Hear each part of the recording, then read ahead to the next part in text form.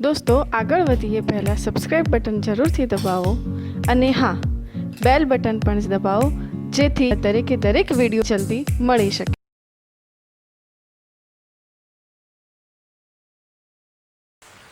હવે આપણે chapter number 2 સંબંધ અને વિધેય જે મિત્રો આપણી જીની પરીક્ષા છે એ જીની પરીક્ષામાં ગણ સંબંધ અને વિધેય આ ત્રણમાંથી એક પ્રશ્ન પૂછાય છે અને એ જનરલી સંબંધ ઉપર આધારિત વધારે છે અને મિત્રો 11મા ધોરણમાં સંબંધનો મુદ્દો નહીવત છે।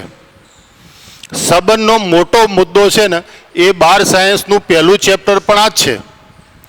12 સાયન્સનું પહેલું ચેપ્ટર છે સંબંધ અને વિધેય, 11માનું બીજું ચેપ્ટર છે સંબંધ અને વિધેય। તો અહીંયા સંબંધ અને વિધેયની પ્રાથમિક માહિતી આપેલી છે અને એના ઉપર આધારિત આપણે 12મા ધોરણમાં પહેલું ચેપ્ટર સંબંધ અને વિધેય ચલાવીશું। પણ એના માટે જે પ્રાથમિક જરૂર છે એ જુઓ મિત્રો। તો સંબંધ વ્યાખ્યાયિત કરવો હોય તો પહેલા કાર્તેજીય ગુણાકારની જરૂર પડે છે। હવે મિત્રો કાર્તેજીય ગુણાકાર એટલે શું તો તમે જુઓ મિત્રો, ગણ એ અને બી ના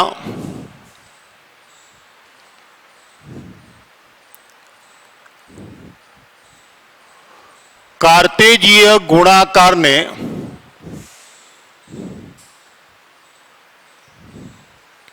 સંકેતમાં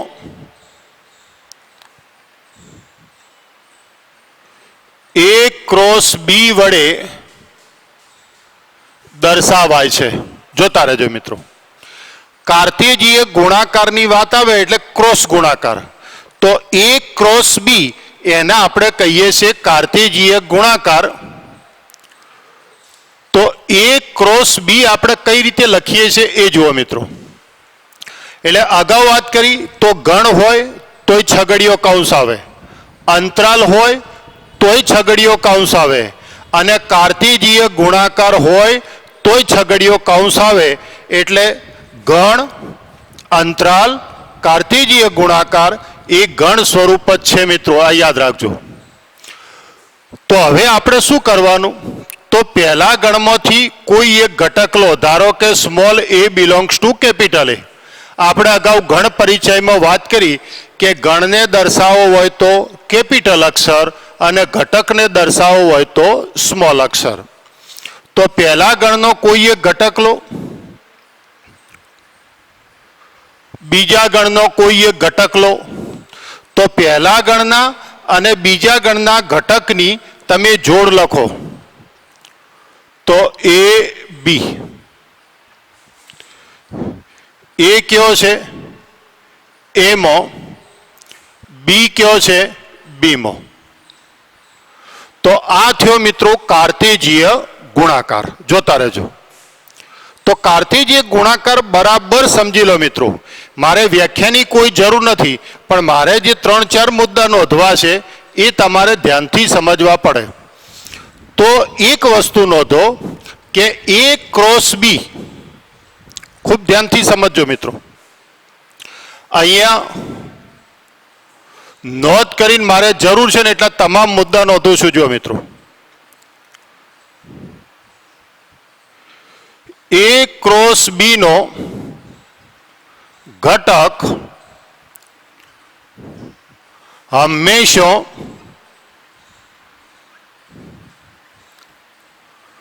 ક્રમયુક્ત જોડ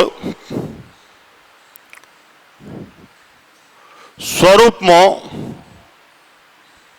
હોય છે। આ જોજો મિત્રો, આ મુદ્દા મહત્વના છે કે ગમે ત્યારે તમે ક્રોસ ગુણાકાર લો, A ક્રોસ બી લો, A ક્રોસ A લો, N ક્રોસ N લો, R ક્રોસ R લો, ગમે તે ક્રોસ ગુણાકાર લો તો A ક્રોસ બી નો કોઈ પણ ઘટક છે એ હંમેશા મિત્રો ક્રમયુક્ત જોડ સ્વરૂપે આવે।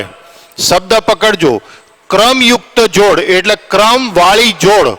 ક્રમ એટલે તમારી જોડનો જે ઘટક છે ને એ પહેલા ગણનો ઘટક પહેલા નંબરમાં આવે અને બીજા ગણનો ઘટક બીજા નંબરમાં આવે એટલે ક્રમ જાળવી રાખવાનો છે, ક્રમવાળી જોડ સ્વરૂપે.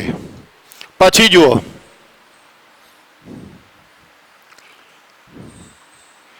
એ અથવા બી પૈકી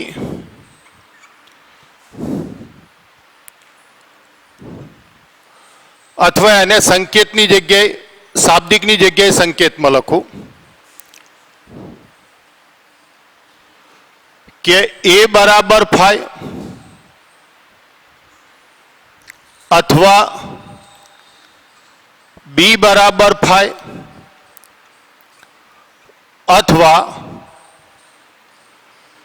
એ અને બી બંને 5 હોય તો એ ક્રોસ બી બરાબર 5 થાય. આ બીજો મુદ્દો મિત્રો, કે એ ખાલી ગણ હોય, બી ખાલી ગણ હોય અથવા બંને ખાલી ગણ હોય તો એ ક્રોસ બી નું મૂલ્ય એ હંમેશા ખાલી ગણ જ થાય. આ બીજો મુદ્દો. ત્રીજો, એ અનંત ગણ હોય અથવા બી અનંત ગણ હોય અથવા એ અને બી બંને અનંત ગણ હોય તો એ ક્રોસ બી પણ અનંત ગણ થાય. જોતા રહેજો મિત્રો કે કાર્તેજીય ગુણાકારનો ઘટક એ હંમેશા ક્રમયુક્ત જોડ સ્વરૂપે હોય. ક્રમયુક્ત એટલે યુક્ત એટલે સાથે, એટલે ક્રમ સાથેની જોડ. એટલે પહેલો ઘટક પહેલા ગણમાં, બીજો ઘટક બીજા ગણમાં. પછી એ ખાલી ગણ હોય, બી ખાલી ગણ હોય અથવા બંને ખાલી ગણ હોય તો એ ક્રોસ બી પણ ખાલી ગણ થાય. એ અનંત ગણ હોય, બી અનંત ગણ હોય અથવા બંને અનંત ગણ હોય તો એ ક્રોસ બી પણ અનંત ગણ થાય. ચોથું, એ અને બી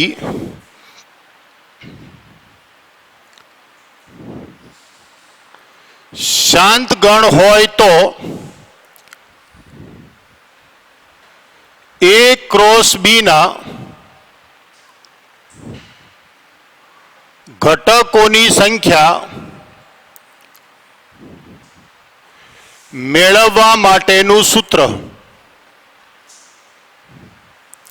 તો કે એ ક્રોસ બી ના ઘટકોની સંખ્યા શોધવી હોય તો એનું સૂત્ર થાય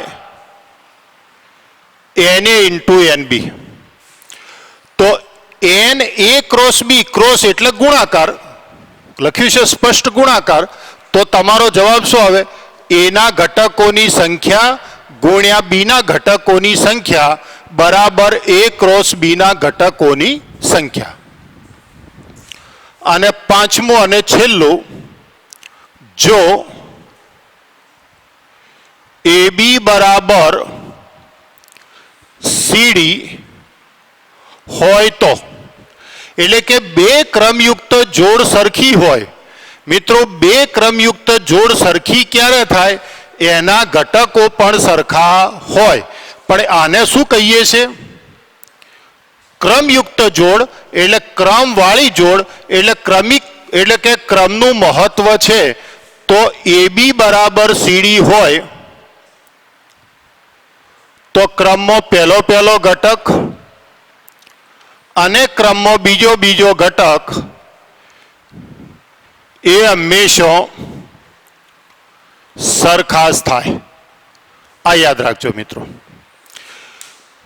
બે ક્રમયુક્ત જોડ સરખી હોય તો એના ક્રમિક ઘટકો એટલે કે પહેલો ઘટક અને બીજો ઘટક એ હંમેશા કેવા થાય? સમાન. અને છઠ્ઠું, એક ઉદાહરણ લઈ લો મિત્રો, તમને સમજાય એટલા માટે કે જો a બરાબર 1 2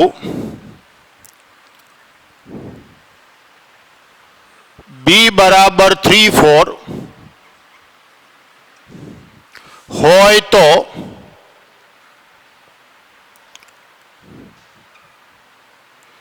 a ક્રોસ b જોતા રહેજો મિત્રો. એટલે જ્યારે કાર્તેજીય ગુણાકાર હોય ને, એટલે મિત્રો મેં મારા અનુભવના આધારે તમને બધું લખાણ આની અંદર સમાઈ દીધું.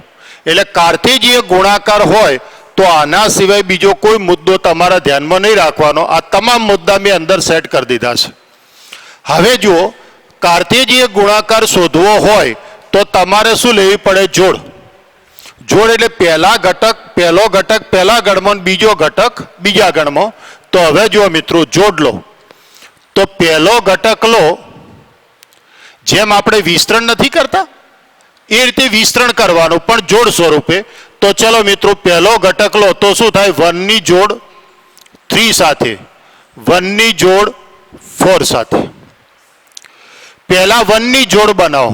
ચલો 1 ની જોડ બની ગઈ. હવે 2 ની જોડ બનાવો તો બીજી જોડ બનશે 2 3 2 4. તો આ મિત્રો a ક્રોસ b શોધવાની રીત. હવે જો આપણું આ સૂત્ર ચેક કરો મિત્રો, અહીંયા ગણ a ના ઘટકોની સંખ્યા નિશ્ચિત ધન પૂર્ણાંક છે. તો આપણી શાંત ગણની વ્યાખ્યા શું? કે ગણ a અને ગણ b અથવા કોઈ પણ એક ગણ લો, ગણ a ના ઘટકોની સંખ્યા નિશ્ચિત ધન પૂર્ણાંક અથવા ખાલી ગણ. કારણ કે ખાલી ગણ હોય તો ઘટકોની સંખ્યા 0 થાય. તો અહીંયા ઘટકોની સંખ્યા 2, અહીંયા ઘટકોની સંખ્યા 2, એટલે 2 ગુણ્યા 2 એટલે આના ઘટકોની સંખ્યા કેટલી થાય? 4. તો જુઓ 2 ગુણ્યા 2 એટલે આના ઘટકોની સંખ્યા કેટલી થઈ ગઈ? 4. પણ કાયમી નોંધો મિત્રો કે કાર્તેજીય ગુણાકારના ઘટકો એ હંમેશા ક્રમયુક્ત જોડ સ્વરૂપે જ લખાશે. હવે જુઓ મિત્રો, a ક્રોસ b નો કાર્તેજીય ગુણાકાર હોય તો એનો ઘટક ક્રમયુક્ત જોડ સ્વરૂપે લખાય. તો a cross b cross c હોય તો એનો ઘટક તો 1 લખવું હોય તો એ પણ લખી દઉં.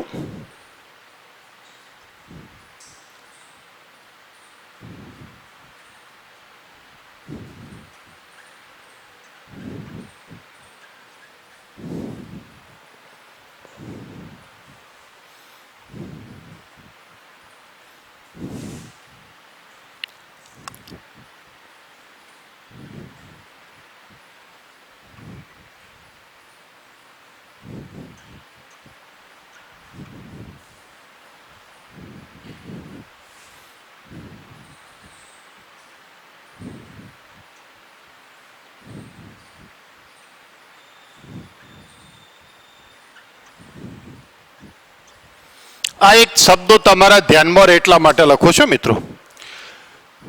a ક્રોસ b હોય તો ક્રમયુક્ત જોડ, પેર. જોડ એટલે પેર, પેર 2 ની જ હોય મિત્રો. પણ 3 ઘટક હોય, ગણ હોય, a cross b cross c, તો 3 ની જે જોડ મળે એને ક્રમયુક્ત જોડ કહેવાય નહીં. 3 ઘટકોની જોડ છે એને મિત્રો ત્રય કહેવાય. ત્રય અંગ્રેજીમાં કહેવું હોય તો ટ્રિપલેટ.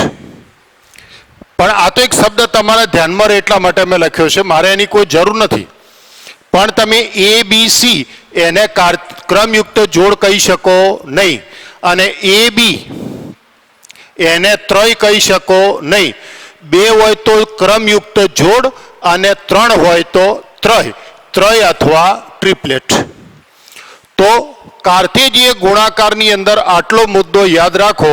એટલે આનાથી વધારે કાર્તેજીય ગુણાકારમાં આપણે કશું યાદ રાખવાનું નથી. આટલું યાદ રાખશો એટલે તમારો પહેલો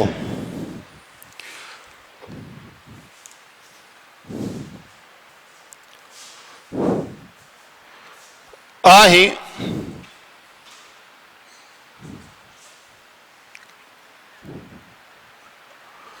ક્રમયુક્ત જોડના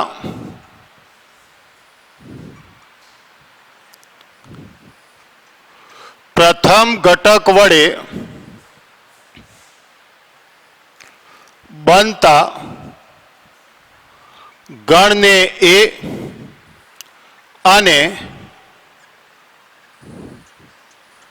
બીજા ઘટક વડે બનતા ગણને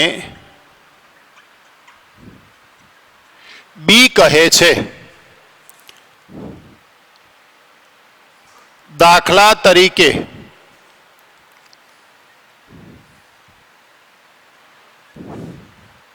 1 3 1 4 2 3 2 4 હોય તો જોજો મિત્રો, આ શું કહેવા માંગે છે એ સમજો કે ક્રમયુક્ત જોડ આપેલી હોય, તમને આ રીતે એ ક્રોસ બી આપેલો હોય, અહીંયા શું કીધું કે એ અને બી આપેલા હોય તો તમને શું મળે? ક્રોસ. હવે મિત્રો તમને એ ક્રોસ બી આપેલો હોય તો એ ક્રોસ બી આપેલો હોય તો તમને એ અને બી કઈ રીતે મળે? તો જુઓ મિત્રો, અહીં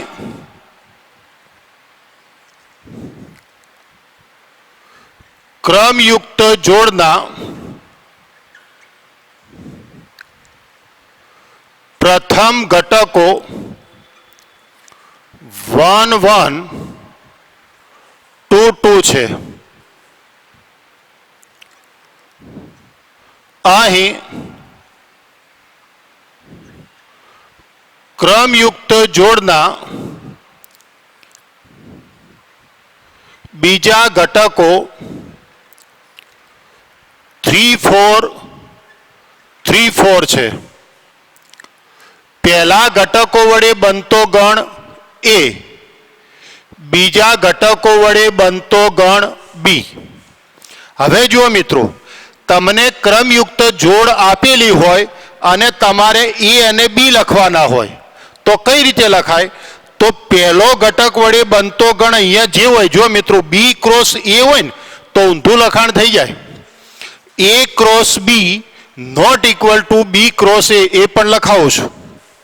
તો હવે જો વધારાની માહિતી આપું છું કે એ ક્રોસ બી લખો તો પહેલા ઘટકો વડે બનતો ગણ એ અને બીજા ઘટકો વડે બનતો ગણ બી. પણ હવે મિત્રો આપણી યાદીની રીત કે એકનો એક ઘટક બીજી વખત લખાય ના, તો એના ઘટકો શું થશે? 1 અને 2. બીના ઘટકો શું થશે? 3 અને 4. એટલે આ વાક્યાર્ય કહે છે કે ક્રમયુક્ત જોડના પ્રથમ ઘટક વડે બનતા ગણને એ અને બીજા ઘટક વડે બનતા ગણને બી કહે છે.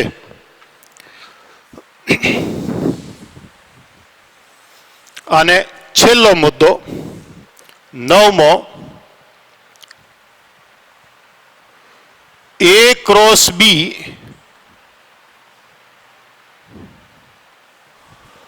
Not equal to B cross A, એટલે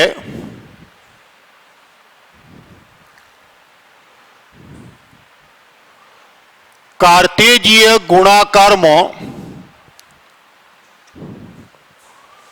ક્રમનો નિયમ પડાતો નથી. જોજો મિત્રો, અથવા આમ લખું, ક્રમના નિયમનું પાલન થતું નથી. મિત્રો આ ખાસ યાદ રાખજો, એ ક્રોસ બી અને બી ક્રોસ એ સરખા ન હોઈ શકે.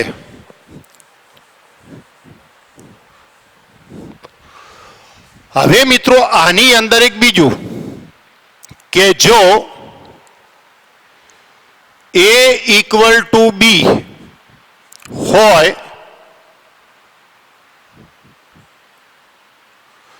તો અને તો જ A cross B equal to B cross A થાય. આ મિત્રો આપણો કાર્તેજીય ગુણાકારનો મુદ્દો પૂરો થાય. તો ફરી જોજો મિત્રો, કાર્તેજીય ગુણાકારમાં ક્રમના નિયમનું પાલન થતું નથી. એટલે કે A ક્રોસ બી અને બી ક્રોસ એ ક્યારેય સરખા હોઈ શકે નહીં. પણ એક જ સંજોગોમાં કોઈ તમને પ્રશ્ન પૂછે, મિત્રો જોજો, કે કાર્તેજીય ગુણાકારમાં A ક્રોસ બી અને બી ક્રોસ એ સરખા ક્યારે થાય? તો મિત્રો બે ગણ સરખા હોય તો. ગણ એ અને ગણ બી ના ઘટકો એકના એક જ હોય તો A ક્રોસ બી અને બી ક્રોસ એ પણ કેવો થાય? એકના એક.